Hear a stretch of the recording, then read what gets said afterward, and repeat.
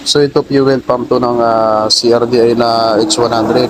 Yan ang dahilan ng kung bakit hard starting siya kasi yung part na yan ay baluktot tapos normally open.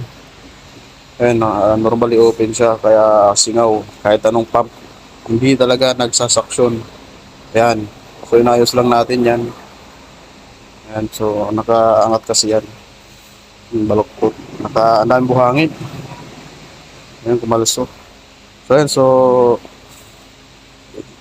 kakabit na natin yan. Pinalitan na rin natin ang filter. Yung filter niya kasi may mga buhangin. Sobrang dumi.